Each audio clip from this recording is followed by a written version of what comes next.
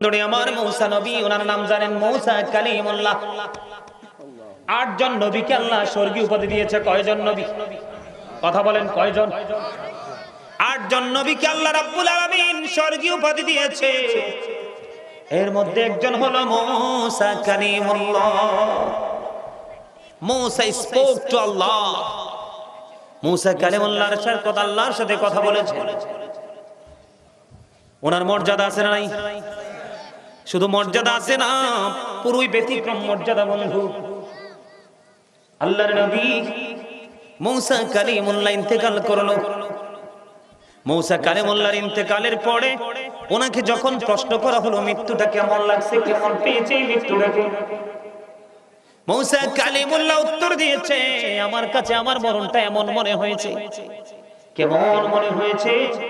কয় উত্তপ্ত তেলের কড়াইয়ের মধ্যে, উত্তপ্ত তেলের কড়াইয়ের মধ্যে জীবিত একটা চড়ুই পাখিকে উত্তপ্ত তেলের কড়াইয়ের মধ্যে ছেড়ে দিলে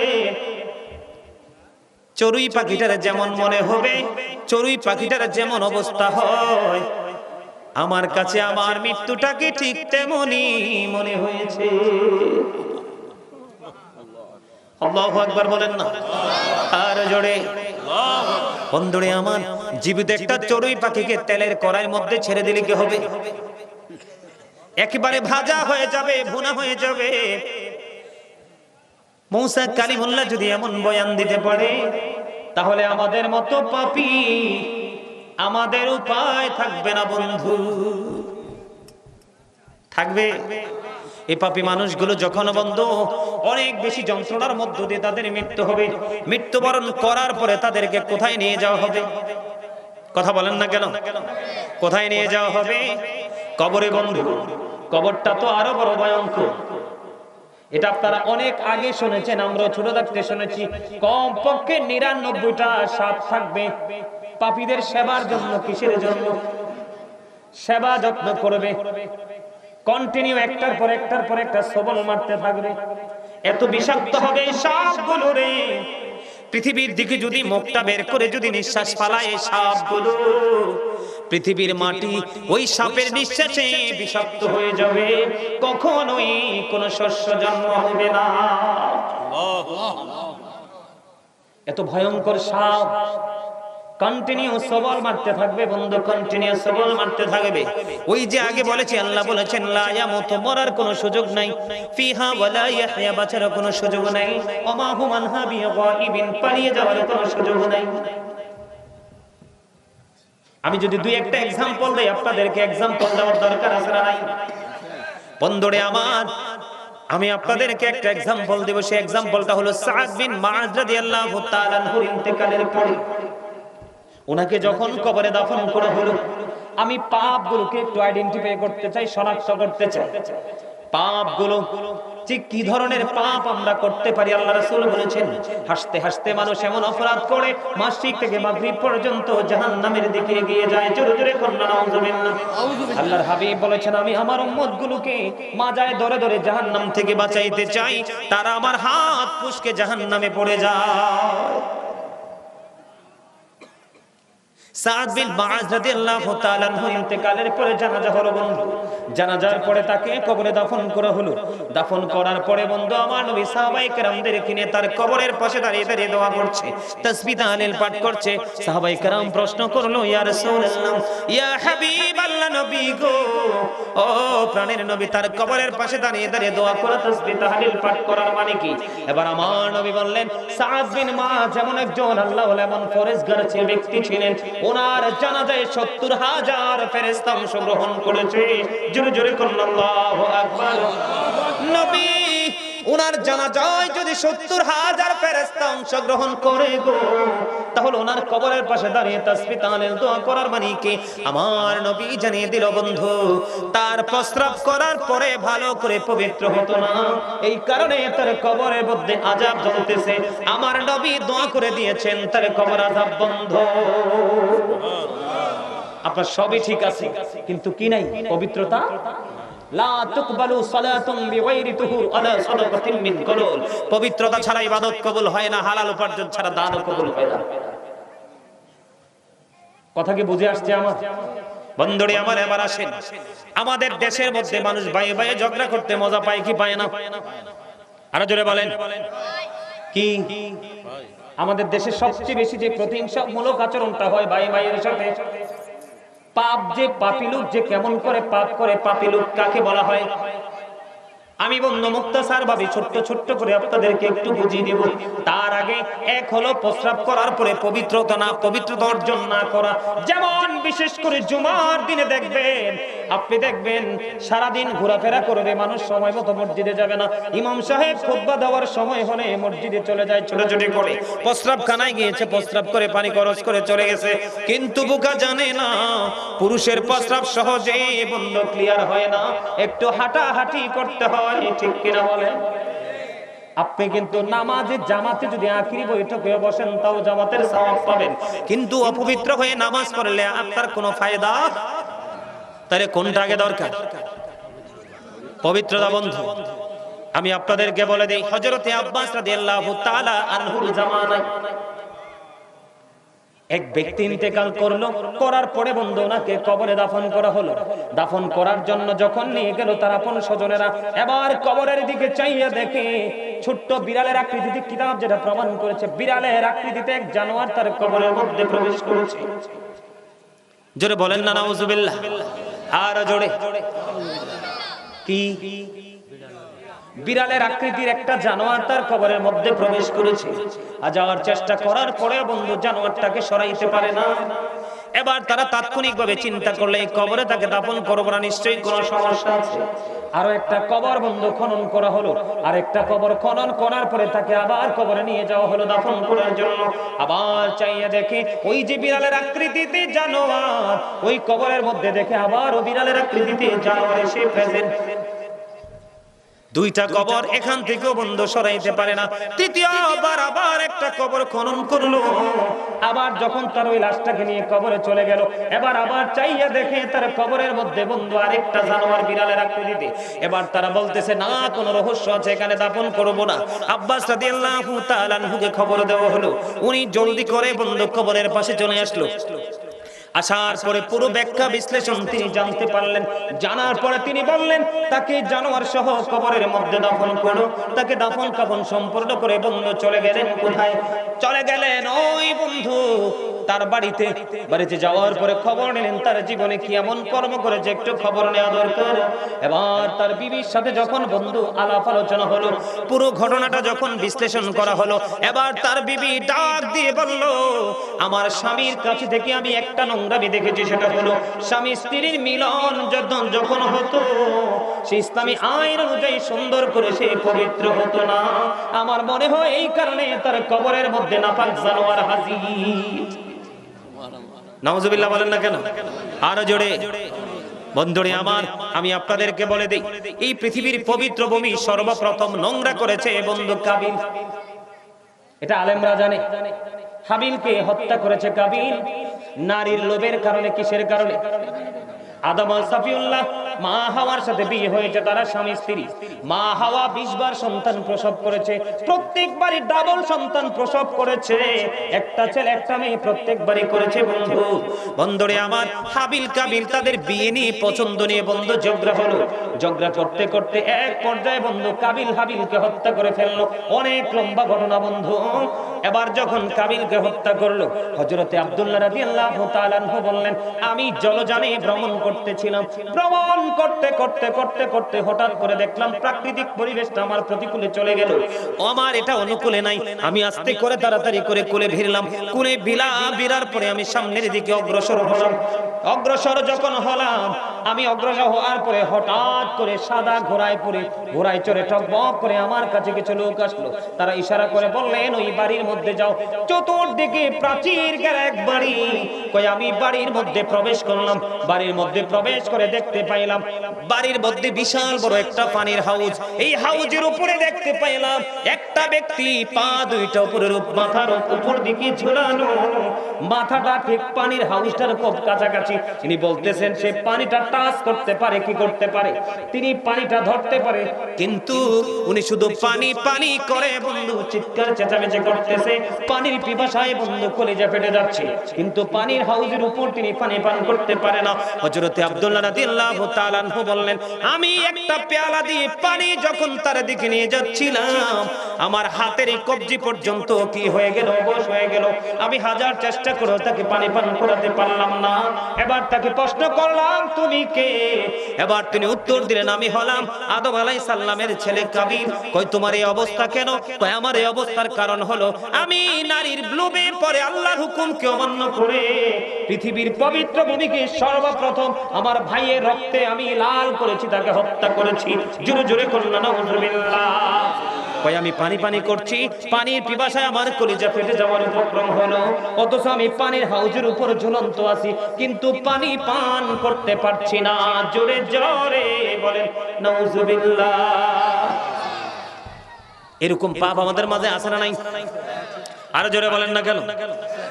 বন্ধুরে আমার, আল্লাহর হাবিব স্বপ্ন যোগে, আল্লাহর হাবিব স্বপ্নের ব্যাখ্যা দিতে গিয়ে সাহাবায়ে কেরামদেরকে বললেন, আমাদের মধ্যে সুদ আছে না নাই? কথা বলে না। আরে ভাই বলেন না, সুদ খায় কি খায় না? হাদিস শরীফের মধ্যে এসেছে যে ব্যক্তি সুদ খাইলো সেই যেন তার মায়ের সাথে জিনা করলো।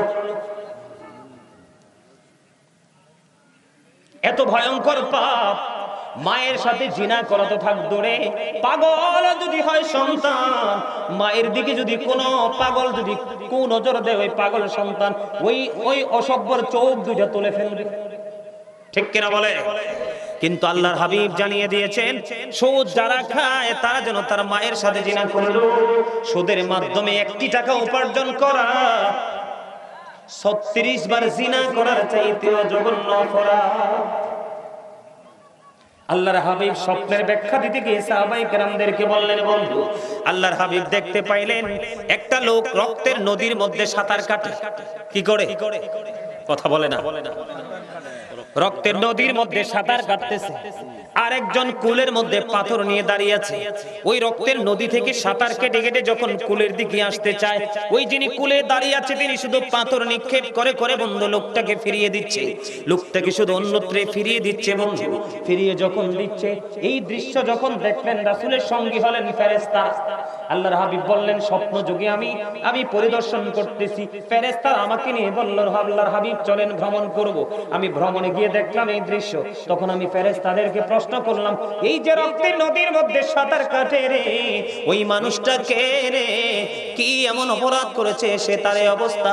সে রক্তের নদীর মধ্যে সাঁতার কাটে, হাজার চেষ্টা করলো কুলে ফেরার জন্য, সে কুলে ফিরতে পারে না, তার অপরাধ কি? ফেরেশতারা ডেকে ডেকে বলল, নবী গো, এরা হলো আপনার নামদারি কিছু সৎখর উম্মত। আরো জোরে কন্যা নাউযুবিল্লাহ। নাউযুবিল্লাহ আসতে বললেন কেন? সুদ কি ভালো কাজ? সুদ যিনি খায়, সুদ যিনি দেয়, যিনি সুদের সাক্ষী হয়, যিনি সুদের স্টাম্প লেখে, যিনি সুদের টাকা কালেকশনে নিয়োজিত থাকে, আল্লাহ রাসূল বলেছেন উভয় সমান অপরাধী। কাউকে 1 ইঞ্চি পরিমাণ ছাড় দেওয়া হবে। আপনারা সবাই জানেন, আপনারা আমার প্রাণের নবী মেরাজে চলে গেল। মেরাজে যাওয়ার পরে আমার নবী জাহান্নামের দিকে নজর দিলেন। একটা সম্প্রদায়কে নবীজি দেখতে পাইলেন, এক একজনের পেট এক একটা ঘরের মতো বড় বড়। কিসের মতো? এক একটা ঘরের মতো বড় বড়। জিব্রাইলকে প্রশ্ন করলো, ভাই জিব্রাইল, এই যে ঘরের মতো বড় বড় পেটওয়ালা মানুষগুলো এরা কারা রে? আমার নবীজি যখন প্রশ্ন করলো, জিব্রাইল বললেন, ইয়া রাসূলুল্লাহ, ইয়া হাবিবাল্লাহ, নবী গো, ও প্রাণের নবী, এগুলো হলো দুনিয়ার সুদখোর এবং ঘুষখোর। আল্লাহর হাবিব ডাক দিয়ে বললেন, জিব্রাইল, আমি তাদের পেটের দিকে নজর দিয়ে চাইয়া দেখলাম, পেটটা ভর্তি সাপ আর বিচ্ছু দেখা যায়। আরো জোরে জোরে বলেন না নাউযুবিল্লাহ। এগুলো কি অন্যায় না? কথা বলেন না কেন? এগুলো কি অপরাধ না? অপরাধগুলো কি মানুষ করছে না? আমরা করতেছি না? এই মানুষগুলোর মৃত্যু কেমন হবে কল্পনা করতে পারেন? অনুভব করা যায়?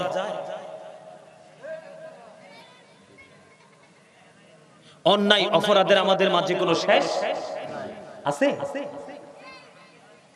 নারী পুরুষ এমন পাগল হবে, আল্লাহর প্রিয় যারা আল্লাহকে ভয় করেছে, তওবা করেছে, নির্জনে আল্লাহর গোলামি করেছে, ওই বান্দাগুলোর জন্য আল্লাহর আরশের ছায়া থাকবে, আর বাকিগুলো পাগল হয়ে যাবে। নারী পুরুষ উভয় উলঙ্গ থাকবে। কি থাকবে? নারী পুরুষ উভয় ল্যাংটা থাকবে, উলঙ্গ থাকবে। মা আয়েশা সিদ্দিকা রাদিয়াল্লাহু তাআলা আনহা প্রশ্ন করলেন, ইয়া রাসূলুল্লাহ, ইয়া হাবিবাল্লাহ, নবী গো, নারী পুরুষ উভয় ল্যাংটা থাকবে, উলঙ্গ থাকবে গো, একজন কি আরে একজনের দিকে নজর দিবে না? আমার নবী বললেন, আয়েশা রে, এত ভয়ঙ্কর হবে রে কাল হাসরের ময়দান, কেউ কারো দিকে নজর দেওয়ার মতো কোনো সুযোগ থাকবে না, এতটাই ভয়ঙ্কর হবে। আপনারা জানেন না বন্ধু, আমরা অনেকেই জানি না বন্ধু, পুলসিরাতের পোলটা 30,000 বছরের রাস্তা। কত হাজার? 30,000 বছরের রাস্তা। এটা চুলের চাইতে চিকন হবে, হীরার চাইতে দার হবে। এই পৃথিবীর বুকে এত বেশি অন্যায় করতেছে মানুষ, এত বেশি অপরাধ করতেছে বন্ধু, তারা ফুলসিরাতের পুল কোনোভাবেই পার হতে পারবে না। ও বন্ধু, ফুলসিরাতের পুলের উপর উঠতে দেরি রে, আল্লাহর কুদরতি হাত দিয়ে ধাক্কা দিয়ে তাদেরকে জাহান্নামে ফেলে দিবে। আপনারা জানেন না, কোথাও থাকবে বন্ধু জাহান্নামীদের নিংড়ানো লিকুইড জিনিস, কোথাও থাকবে ঘাম, কোথাও থাকবে বন্ধু হাহাকার, কোথাও থাকবে চিৎকার চেঁচামেচি। জাহান্নাম মানে ভয়ঙ্কর এক পরিবেশ, এক ভয়ঙ্কর এক পরিবেশ পরিস্থিতি বন্ধু। কাউকে বন্ধু কারো নিকটবর্তী থাকবে জাকুম, কারো নিকটবর্তী থাকবে তিনাতুল খাবাল, কারো নিকটবর্তী কারো মাথার উপর উত্তপ্ত গরম পানি ঢালা হবে, কারো পেটের মধ্যে আবার বন্ধু গরম পানি বক্ষণ করানো হবে, এতটাই উত্তপ্ত। চতুর্দিকে বন্ধু শুধু হাহাকার, চতুর্দিকে শুধুই বন্ধু হাহাকার, হতাশ হওয়ার মতো সেই পরিস্থিতি। কিন্তু যারা আল্লাহর প্রিয় হবে, আল্লাহর প্রিয় গোলাম হয়ে যারা কবরে যাবে, তাদের জন্য কোনো ভয়ঙ্কর পরিস্থিতি নেই। তাদের প্রত্যেকটা ধাপ, প্রত্যেকটা স্টেপ তাদের হবে নিরাপদ। জোরে জোরে বলুন না সুবহানাল্লাহ। আর একটু মহব্বতে। আপনারা জানেননি, এই যে মানুষগুলো যারা অপরাধী, যারা পাপী, যারা নোংরা কাজ করতে বেশি পছন্দ করে বন্ধু, ওই মানুষগুলোর জন্য এতটাই ভয়ঙ্কর হবে, এতটাই প্রতিকূল হবে অবস্থা। আল্লাহর হাবিব জানিয়ে দিয়েছেন, একেবারে সর্বনিম্ন কম আযাব যারা ভোগ করবে রে, একেবারে ছোট্ট আযাব যারা ভোগ করবে, তাদেরকে আগুনের এক জোড়া জুতা পরিয়ে দেওয়া হবে। ওমা নাউজুবিল্লাহ বলেন না, কি হয়ে যাবে? আগুনের এক জোড়া গোস্ত। ঈদের দিন, কুরবানি ঈদের দিন মুসলমানের ঘরে ঘরে বেশি গোস্ত রান্না হয়, গরিব হোক ধনী হোক সবার ঘরে, ঠিক না বেঠিক? গোস্ত যখন উতরায় দেখবেন টকবক টকবক করে উতরাবে, এই যে পায়ের মধ্যে আগুনের জুতা পরিয়ে দেওয়া হবে, আর মাথার পবসটা গোস্তের পাতিলের মতো টকবক টকবক করে উতরাইতে থাকবে। বন্ধু, এই যে শুরুতেই বলেছি, বাঁচতেও পারবা না, মরতেও পারবা না, এখান থেকে পালিয়ে যেতেও পারবা না। বন্ধুরে আমার দিকে তাকান বন্ধু, একটু মন দিয়ে শোনেন। আমি আগেই বলেছি, ওয়াজ কিন্তু সব মানুষের জন্য নয়, বিবেকবানদের জন্য। ওয়াজ বিবেকহীন মানুষের জন্য নয়, বুদ্ধিহীন মানুষের জন্য নয়, এগুলো হলো বুদ্ধিমান মানুষের জন্য বন্ধু। 1000 বছর জাহান্নামের আগুনকে তাপ দেওয়া হলো, আগুনের রং হয়ে গেল বন্ধু লাল। আরো 1000 বছর তাপ দেওয়া হলো, আগুনের রং হয়ে গেল বন্ধু সাদা। আরো 1000 বছর তাপ দেওয়া হলো, আগুনের রং হয়ে গেল কালো। এক এক করে 3000 বছর উত্তপ্ত করে এই জাহান্নামের আগুনটাকে রেডি করা হয়েছে বন্ধু পাপীদের জন্য। কার জন্য? আরো জোরে বলেন না। জাহান্নামের পাহারাদার মালিক, জাহান্নামের পাহারাদার ফেরেশতার নাম হলো মালিক ফেরেশতা। কে? জিবরাইল আলাইহিস সালাম একদিন গেলেন মালিক ফেরেশতাকে গিয়ে বললেন, জাহান্নাম থেকে একটু আগুন আমাকে বের করে দাও। কয় কতটুকু পরিমাণ? কয় এই আঙ্গুলের মাথায় যতটুকু ওঠে ততটুকু সমপরিমাণ। এবার ওই মালিক ফেরেশতাকে ডাক দিয়ে বললেন, জিবরাইল ওই জাহান্নাম থেকে আঙ্গুলের মাথায় যতটুকু আগুন বের করা যায়, ওই আগুন যদি বের করা হয় রে, আল্লাহর আলম সাত আসমান সাত জমিন পড়ে ছাই হয়ে যাবে। আল্লাহ রাব্বুল আলামিনের কাছে আজরাইল জিবরাইল আলাইহিস সালাম দরখাস্ত করলো, মনিব আগুনের পরিমাণটা কমিয়ে দাও। আল্লাহ রাব্বুল আলামিন বললেন সরিষা পরিমাণ আগুনটাকে 70 বার ধোয়ার পরেও নিভাইতে পারেনি। ওই 70 বার ধুয়ে যখন পাহাড়ের চূড়ায় রাখা হলো, ওই পাহাড়টাকে পুড়িয়ে ছাই করে বন্ধু আবার সেই জাহান্নামে এসে মওজুদ হয়ে যায়। এতটা ভয়ঙ্কর, এতটা হিংস্র হবে আগুন। এই আগুনের মধ্যে মানুষগুলো থাকবে বন্ধু, সমস্ত অঙ্গ পুড়ে ছাই হয়ে যাবে, লিকুইড হয়ে যাবে, আবার তাকে মানুষ বানানো হবে। এমনি করে করে ধারাবাহিক ভাবে তার আযাব চলতে থাকবে। ওই যে বলেছি, আল্লাহ বলেছেন ইন্না বাতশা রাব্বিকা লাশাদীদ, আল্লাহ ধরবে খুব শক্তভাবে। ইন্নাল্লাহা সারিউল হিসাব, আল্লাহ হিসাব নিবে খুব শক্তভাবে বন্ধু। যখন তুমি ধরা পড়ে যাবে, বাঁচতে পারবা না, মরতে পারবা না, পালাইতেও পারবা না। জোরে জোরে বলেন আল্লাহু আকবার। বন্ধুরে আমার, এখানেই শুধু ক্ষান্ত নয়, জাহান্নামীদের যখন পানির পিপাসা লাগবে, কি লাগবে? আমাদের দেশে কিন্তু কাজ করে আসতে যখন আমরা টায়ার্ড ফিল করি, তখন গরম পানি খাইতে চাই না, ফ্রিজের পানি খাই, ঠিক কিনা বলেন? এটাকে ঠান্ডা করার জন্য। কিন্তু পাপী, পাপ করতে করতে আমলনামা পুড়িয়ে ফেলেছো, এরপরে অনুতপ্ত হও না, আল্লাহকে ভয় করো না বন্ধু, তওবা করো না, ক্ষমা চাও না, কেমন করে সহ্য করবা? আল্লাহ রাব্বুল আলামিন সূরা ইউনূসের 44 নম্বর আয়াতে তিনি এটাকে ইনশিওর করে দিয়েছেন। আল্লাহ বলেছেন ইন্নাল্লাহা লা ইয়াজলিমুন নাসা শাইয়্যান ওয়ালাকিন্নান নাসা আনফুসাহুম ইয়াজলিমুন। আল্লাহ বলেছেন আল্লাহ বান্দার উপর অত্যাচার করে না, বান্দা নিজেই নিজের উপর অত্যাচার করে। আওয়াজ তুলে বলেন আল্লাহু আকবার। আর কোন কেউরে দোষ দেওয়ার সুযোগ আসেনি দাদা ভাই। আল্লাহ কি বলছে? আল্লাহ বান্দার উপর কি করে না? আপনারা মনে মনে ভাবতে পারেন আল্লাহ না রহিম রহমান। শুধু রহিম রহমান মুখস্থ করলে চলবে না, আল্লাহর আরেকটা নামও আছে, কাহ্হার। কি? আরো জোরে বলেন না কেন? আল্লাহ কি বলেছে? সূরা ইউনূস 44 নম্বর আয়াত। বাড়ির যে তালাশ করবেন, অথবা আপনাদের মসজিদে ইমাম সাহেবকে প্রশ্ন করবেন, হুজুরে বললে গেছে এটা। আল্লাহ বলেছেন আল্লাহ বান্দার উপর কোনো জুলুম করে না, অত্যাচার করে না, বান্দা নিজে নিজের উপর অত্যাচার করে। আল্লাহ বলেছেন যারা অত্যাচারী রে, তোমরা কান খুলে শুনে রাখো, আল্লাহু লা ইউহিব্বুজ জালিমিন। আল্লাহ রাব্বুল আলামিন বলেছেন জালেম যারা, অত্যাচারী যারা, আল্লাহ জালেমদেরকে ভালোবাসে না। কি করে না? ভালোবাসে না রে। ও বন্ধু, গোপীনাথপুর উত্তরপাড়া গ্রামের মানুষ, আমার ভাই, আমার বাবা, বাবা গো, আমার মা বোনদেরকে ডেকে ডেকে বলবো গো, একটু হৃদয়ের জানালা খুলে শোনো।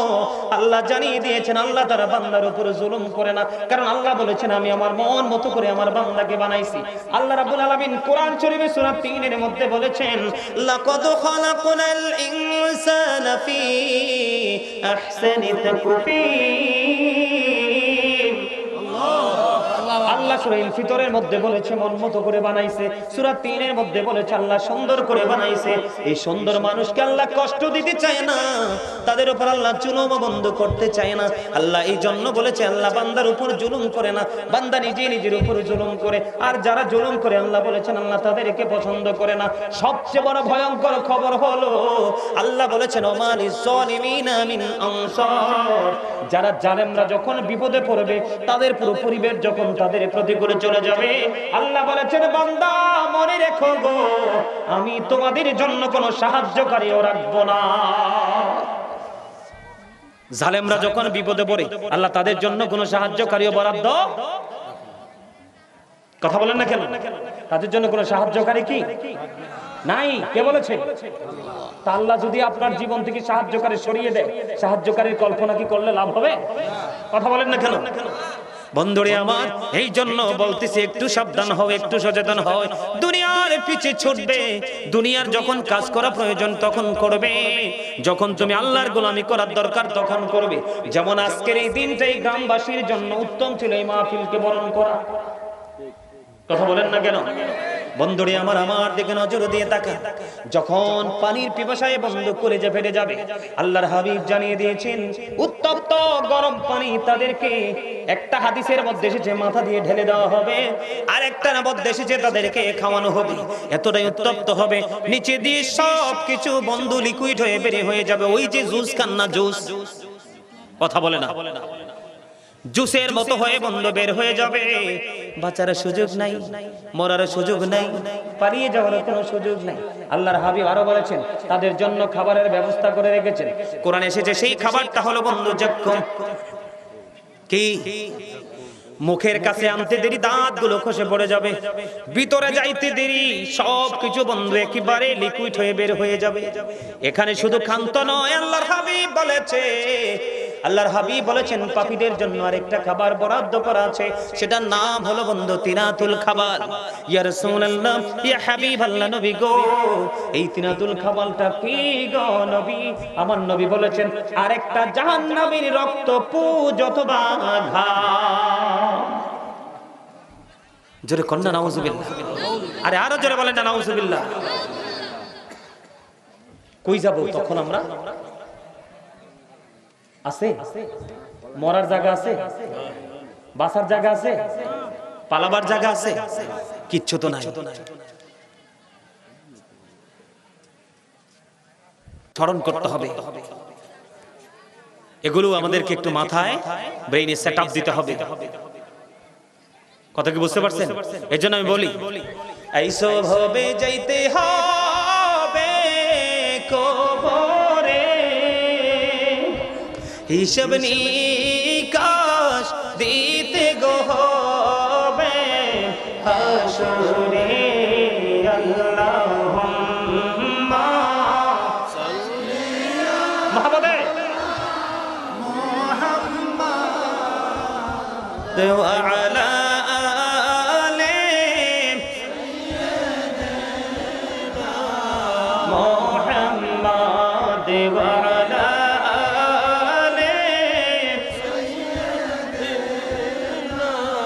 মোহাম্মদ। করে বাবারি করে বাঘর করে বাকি যুখনি চলিয়ার যাবে প্রাণ পাখি। আল্লাহুম্মা সাল্লি মুহাম্মাদে মুহাম্মাদ ওয়া আলা আলি সাইয়্যিদিনা মুহাম্মাদ। কবরের খবর যদি মানুষ জানিত, ঘোড়বাড়ি চাকরিয়ার সবাই পালাইতো। আল্লাহুম্মা সাল্লি আলা মুহাম্মাদ ওয়া আলা আলি সাইয়্যিদিনা মুহাম্মদ। কান্দায় না কান্দায় না প্রাণের নবীকে, নবীকে কান্দাইলে রেখা দেবা হাসরে। আল্লাহুম্মা সাল্লি আলা মুহাম্মাদ ওয়া আলা আলি সাইয়্যিদিনা মুহাম্মাদ ওয়া আলা আলি সাইয়্যিদিনা মুহাম্মাদ। জোরে জোরে বলুন আলহামদুলিল্লাহ। কথাগুলো ঠিক না? কবরের খবর কেউ জানে না, জানে না। ভালো কাজ করে, ভালো কাজ করে আল্লাহ রাসূল যেন সন্তুষ্ট হয় সেই কাজ করে। আমাদের ভবিষ্যতের উজ্জ্বল স্বপ্ন আমাদেরকে দেখতে হবে। কথা বলে ভালো কাজের রেজাল্ট কিন্তু পুরো অন্যরকম। ভালো কাজের রেজাল্ট কি? শুধু ভালো, একেবারে নিয়ামতে পরিপূর্ণ। বন্ধুরে আমার, এত কথা, তাবারক দেওয়ার সময় হয়েছে, কিন্তু ডিস্টার্ব করো না। এতক্ষণ সবাই বসে রইছো, আমরা কিছুক্ষণ পরে মিলাদ কিয়ামের মধ্য দিয়ে আজকের মাহফিলকে সম্পন্ন করব। তোমরা তাবারক নেওয়ার আগে, তাবারক খাওয়ার আগে তোমরা ডিস্টার্ব করো না। বন্ধুরে আমার, আমি ছোট্ট করে একটা মেসেজ দিব আপনাদেরকে বোঝানোর জন্য। যারা আজান দিলে 5 ওয়াক্ত নামাজের দিকে নামাজ পড়ার জন্য পাগল পারা হয়ে যায়, মা বাবার সেবা করে, মা বাবার প্রিয় সন্তান হয়ে যায়, মানুষের সাথে বন্ধু সৎ আচরণ, ভালো আচরণ করে, আল্লাহ রাসূলের অর্ডার মেনে আল্লাহর প্রিয় হয়ে যায়। এমনি করে করে জীবনের শুরু থেকে শেষ পর্যন্ত আপনি যখন ধীরে ধীরে ভালো কাজ করতে করতে যখন আপনি কবর পর্যন্ত চলে যাবেন, বন্ধু চমৎকার একটা মেসেজ। মুহাম্মদ ইবনে নসর রাদিয়াল্লাহু তাআলা আনহুর বাবা, আমরা কিন্তু এখন মানুষ মারা গেলে কিন্তু জানাজায় যেতে চাই না। জানাজায় যদিও যাই, ফর্মালিটি রক্ষা করে বন্ধু, মাটি দিতে যাই না। আমাদের মধ্যে কত ধরনের কত কন্ডিশন তৈরি হয়ে যায়। মুহাম্মদ ইবনে নসর রাদিয়াল্লাহু তাআলা আনহুর বাবা, তিনি মানুষ মারা গেলে তার জানাজায় শরীক হতে পারলে খুশি হইতেন। একদিন তিনি এমন একজন ব্যক্তির জানাজায় তিনি অংশগ্রহণ করলো। অংশগ্রহণ করার পরে তার জানাজার কাজটা সম্পূর্ণ হলো, পরে তাকে কবরে দাফন করা হলো। কবরে দাফন করার পরে আস্তে আস্তে আস্তে আস্তে করে সব মানুষগুলো বন্ধু চলে গেল। সব মানুষ যখন চলে গেল, মুহাম্মদ ইবনে নসর রাদিয়াল্লাহু তাআলা আনহুর বাবা তিনি দাঁড়ায় রইলেন। সর্বশেষ পর্যন্ত ধীরে ধীরে সব মানুষগুলো চলে গেল। উনি বলতেছেন, আমি দেখতে পাইলাম জিন্দা যেন দুইটা মানুষ তার কবরের মধ্যে ঢুকতেছে। সুবহানাল্লাহ। জীবিত যেন দুইটা লোক তার কবরের মধ্যে প্রবেশ করতেছে। এই দৃশ্য দেখে তিনি আশ্চর্য হয়ে গেলেন। এই দৃশ্য দেখে তিনি আশ্চর্য হয়ে গেলেন, ব্যাপার কি? জীবনে কত মানুষের জানাজা অংশগ্রহণ করলাম, কত মানুষকে দাফন করে তার কবরে মাটি দিলাম, জীবনে কোনোদিনই গল্প শুনি নাই, দেখে তো দূরের কথা, আশ্চর্য ধরনের কাহিনী দেখতে পাইলাম। তিনি দাঁড়িয়ে রইল, চিন্তায় তিনি বিভোর হয়ে গেলেন, ব্যাপারটা কি, কারণটা কি? দুইজনের মধ্যে তিনি হঠাৎ করে চাইয়া দেখলেন একজন চলে যাচ্ছে, আর একজন কবর থেকে কোনোভাবে বন্ধ বের হচ্ছে না। মুহাম্মদ ইবনে নসর রাদিয়াল্লাহু তাআলা আনহুর বাবা তিনি এই কবরটার পাশে দাঁড়িয়ে দাঁড়িয়ে 10 বার সূরা ইয়াসিন সূরা মুলক তেলাওয়াত করলেন। তেলাওয়াত শেষ করার পর আল্লাহ রাব্বুল আলামিনের দরবারে দরখাস্তের হাত বাড়িয়ে দিলেন, মনিব, এই যে আমরা তাৎক্ষণিকভাবে যে ডেড বডিটাকে কবরে রাখলাম, এই কবরের মধ্যে আমি দেখেছি রহস্যময় দৃশ্য, সেই রহস্য কি জানতে মনে চায়? আল্লাহর কাছে দরখাস্ত দিলেন। বন্ধু, দরখাস্ত দেওয়ার পরে তিনি নজর দিয়ে চাইয়া দেখলেন ওনার ওই কবরটা, নতুন কবরটা ফাইটা দুইটা টুকরা হয়ে যায়। জোরে বলেন না আল্লাহু আকবার। নতুন কবরটা ফেটে দুইটা টুকরা হয়ে গেল। কবরটা ফেটে দুইটা টুকরা হতে দেরি হলো রে, ওই যে একজন দুইজন এসেছিলেন, একজন রয়েছে, উনি বের হয়ে চলে যাচ্ছেন। ওই মুহাম্মদ ইবনে নসর রাদিয়াল্লাহু তাআলা আনহুর বাবা ওনাকে ডাক দিলেন। ডাক দিয়ে বললেন, দাঁড়ান, আপনারা কে গো? একজন আগে চলে গেছে, এখনো পর্যন্ত আপনি কবরে অবস্থান করতেছেন। এবার তিনি বললেন, আমরা পৃথিবীর কোনো সাধারণ মানুষ নই, আমরা দুনিয়ার কোনো মানুষ নই, আমরা আল্লাহ রাব্বুল আলামিনের পক্ষ থেকে আল্লাহর প্রিয় বান্দার কবরে এসেছি। আমরা দুইজন ফেরেশতা, একজন অনেক আগে চলে গেছে, এখনো পর্যন্ত আমি কবরের মধ্যে অবস্থান করতেছি। কেন এসেছে? যিনি আজকে ইন্তেকাল করেছে উনি হলেন আল্লাহর প্রিয় বান্দা। আল্লাহ রাব্বুল আলামিন বলেছে, যা যাও আমার প্রিয় বান্দার কবরে তোমরা চলে যাও, যদি সে প্রশ্নের উত্তর দিতে না পারে রে, তোমরা তার প্রশ্নের জবাবগুলো শিখিয়ে দিও।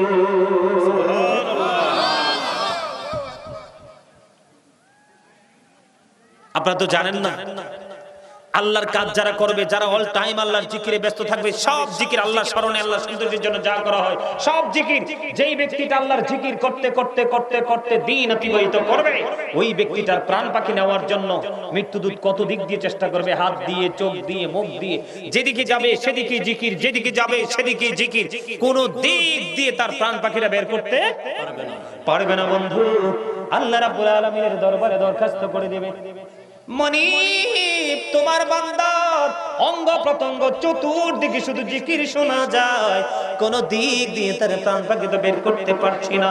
আল্লাহ রাব্বুল আলামিন মৃত্যুদূতকে বলবে তুমি এইভাবে পারবা না। ও বন্ধু, আল্লাহ রাব্বুল আলামিন মৃত্যুদূতকে বলবে তুমি জান্নাতে চলে এসো, জান্নাত থেকে একটা স্যাম্পল নিয়ে আসো, অত্যন্ত সুঘ্রাণযুক্ত।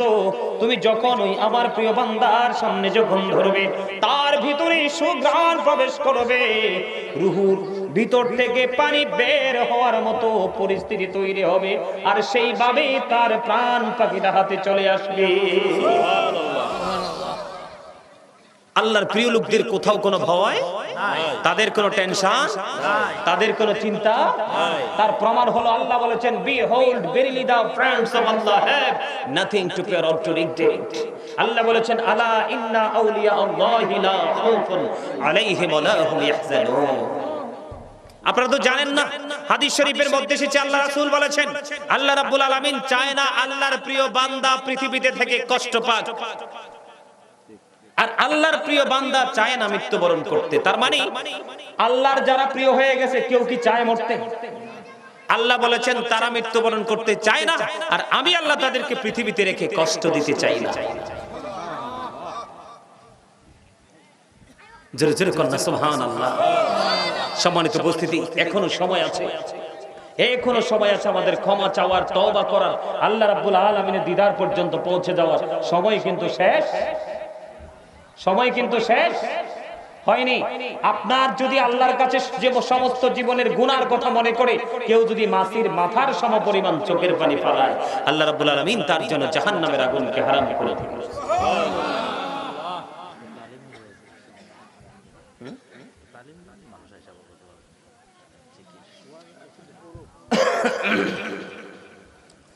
মানুষের অন্তর তো বিরানির দিকে যায় না, আরে আমি বুঝি তো কি ভুল কইছি কথা না, ঠিক ঠিক। বাঙালি যে খারাপ, শুধু আপনাদের এই জায়গা না, ডেক দেন 100টা শেষ করে ফেলবে কয়েক মিনিটে, কিন্তু ওয়াজে দেন 12 টাকা দিয়ে আমি একটা এতিম বাচ্চারে বিয়ে দিয়ে দিবেন, অথবা তার একটা টিউবওয়েল বসাই দিবেন, বা ঘরের চাল দিয়ে দিবেন, লাভ কি?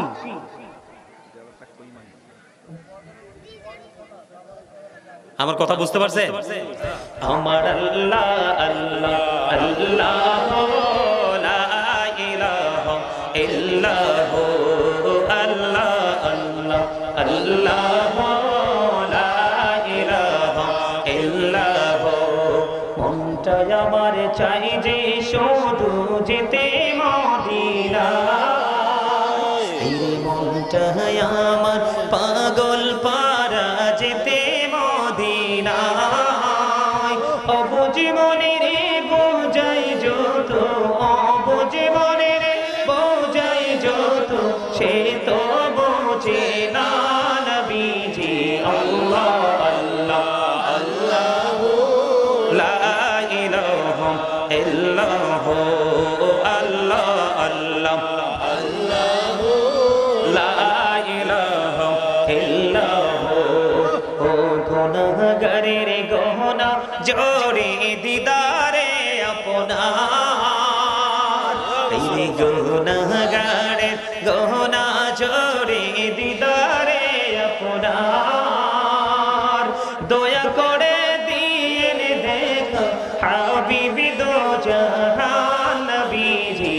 আল্লাহ আল্লাহ আল্লাহ লা ইলাহা ইল্লাল্লাহ আল্লাহ আল্লাহ আল্লাহ লা ইলাহা ইল্লাল্লাহ। প্যারে সুরতে হাসতা চেহারা মোহসে জরতি ফোল, চাঁদ কা টুকরা নূর কা पुतना चाँद का टुकड़ा नूर का पुतना हो का प्यार रसूल नबी जी अल्लाह अल्लाह ला इलाहा इल्लल्लाह अल्लाह अल्लाह ला इलाहा इल्लल्लाह न जानी तो বাইতে নৌকা না জানি সাঁতার হাইরে না জানি তো বাইতে নৌকা না জানি সাঁতার হাইরে দয়া করে পার করিও জাহান্নাম মাজার নবীজি আল্লাহ আল্লাহ আল্লাহ লা ইলাহা ইল্লাল্লাহ আল্লাহ আল্লাহ আল্লাহ লা ইলাহা ইল্লাল্লাহ আপন নূর দিয়া আল্লাহ করিয়া সৃজন আইরে আপন নূর দিয়া আল্লাহ করিয়া সৃজন আরশের পরে কুরসির তরে রাখিলেন গোপন নবীজি আল্লাহ আল্লাহ আল্লাহ লা ইলাহা ইল্লাল্লাহ আল্লাহ আল্লাহ লা ইলাহা ইল্লাল্লাহ মক্কা ছেড়ে প্রাণের নবী মদিনাতে যায় হায়রে মায়ের দেশের জন্য নবী ফিরে ফিরে চায় নবীজি আল্লাহ আল্লাহ আল্লাহ লা ইলাহা ইল্লাল্লাহ আল্লাহ আল্লাহ আল্লাহ লা ইলাহা ইল্লাল্লাহ সশরীরে জিন্দা নবীজি সোনার মদিনায় আসুন সবাই দাঁড়াইয়া সালাম জানাই আল্লাহ আল্লাহ আল্লাহ লা ইলাহা ইল্লাল্লাহ নবী সালাম আলাইকা ইয়া রাসূল সালাম আলাইকা ইয়া হাবিব সালাম আলাইকা সালাওয়াতুল্লাহ আলাইকা ইয়া রাসূলুল্লাহ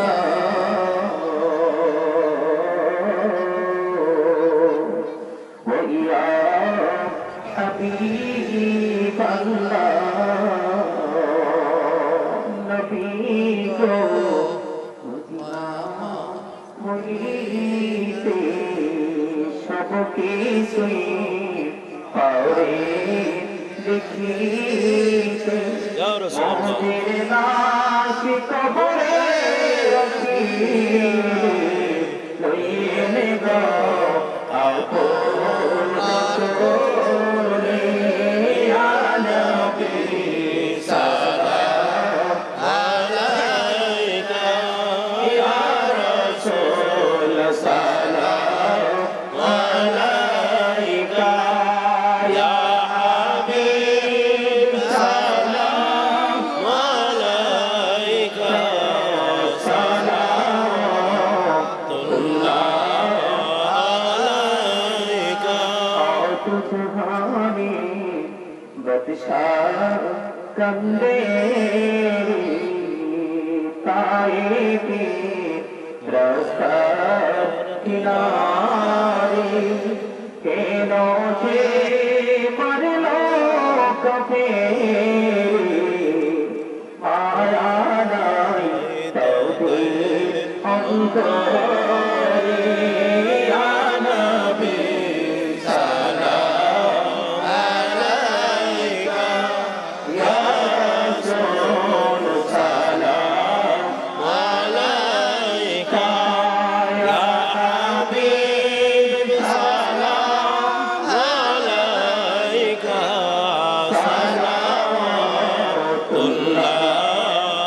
আলাইকা আশিক যদি করতাম মদিনা শীতল হইতো কলিজা কোন পথে যাব মদিনা রাস্তা যে খুঁজিয়া পাই না ইয়া নবী সালাম আলাইকা ইয়া রাসূল সালাম আলাইকা ইয়া হাবিব সালাম আলাইকা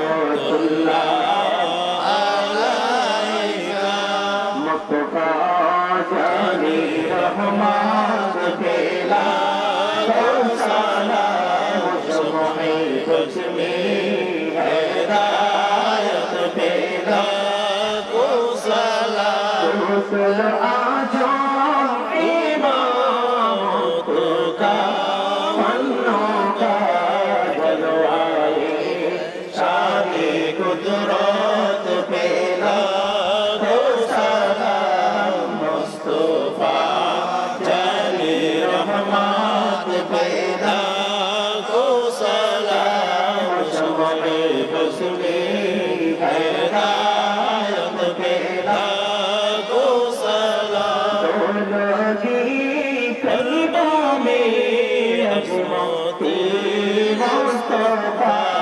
हकमते आला हजरत पेला को सलाम मुस्तफा जाने रहमत पेला को सलाम शमे बसमे हिदायत पेला को सलाम आजाए बाजे जान खाजा गौरी बेनवाज उस्मानों की मिल्लत पेला को सलाम मुस्तफा जाने रहमत पेला को सलाम शमे बसमे हिदायत पेला को सलाम तुम पढ़ला को सलाम तुम पढ़ला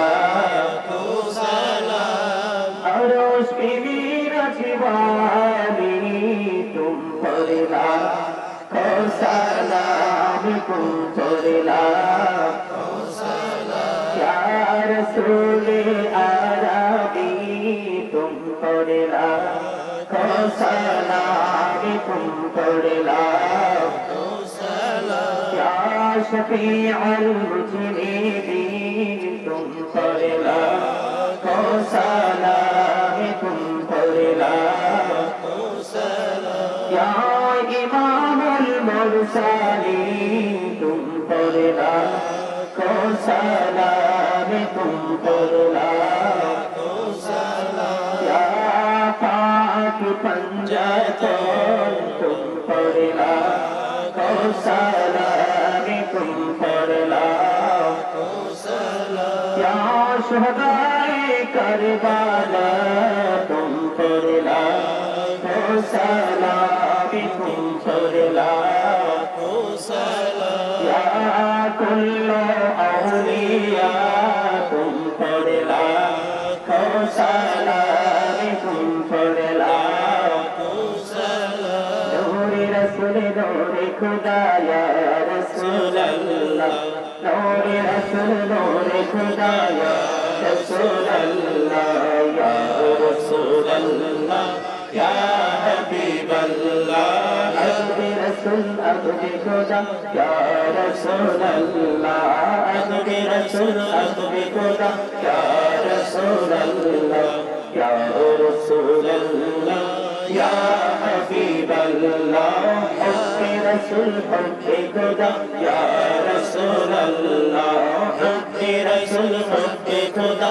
या रसूल अल्लाह या रसूल अल्लाह या हबीब अल्लाह जिक्र खुदा बायत खुदा ला इलाहा इल्लल्लाह जिक्र खुदा बायत खुदा ला इलाहा इल्लल्लाह जिक्र रसूल बायत रसूल मुहम्मद रसूलुल्लाह रसूल बायत रसूल मुहम्मद रसूलुल्लाह या रसूल अल्लाह या हबीब अल्लाह या रसूल अल्लाह या हबीब अल्लाह आजम बमने बेसर सामा मददे गनाईदी मददे काबा इमाम मददे मददे कोने बमने सैयद सुल्तान मददे है वक्ते मददे आशाए जीला मददे हुमाए के बेकसुना सारे परेशान मददे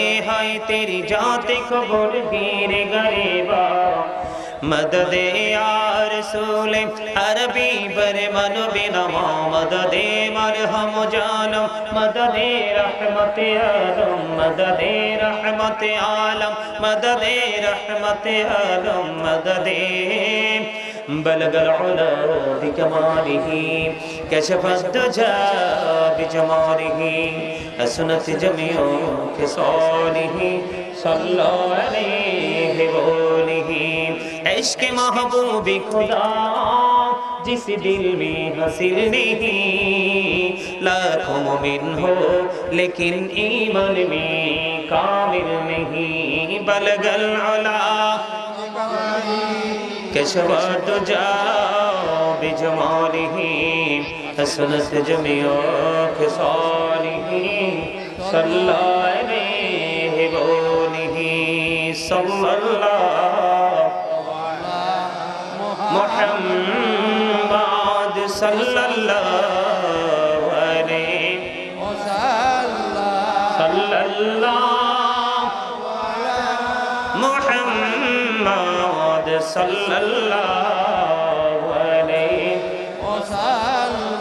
صلوا يا قوم صلوا على صدر الأمين مصطفى مجا إلا رحمة للعالمين شمس الضحى محمد بدر الدجى محمد نور الهدى محمد صلوا على محمد الصلاة والسلام عليك رسول الله الصلاة والسلام عليك نبي الله الصلاة والسلام عليك يا سفي الله الصلاة والسلام عليك يا كريم الله الصلاة والسلام عليك يا خير خلق الله الصلاة والسلام عليك يا من بي هدر الله الصلاة والسلام عليك جد الحسن والحسين الصلاة والسلام عليك يا محب المساكين الصلاة والسلام عليك يا شافع المجنبين الصلاة والسلام عليك يا رحمة للعالمين الصلاة والسلام عليك يا نور الله وجوهر الأول أرني بجمالك يا رسول الله حتر اللهم قبره الكريم بألف شزء من صلاة وتسليم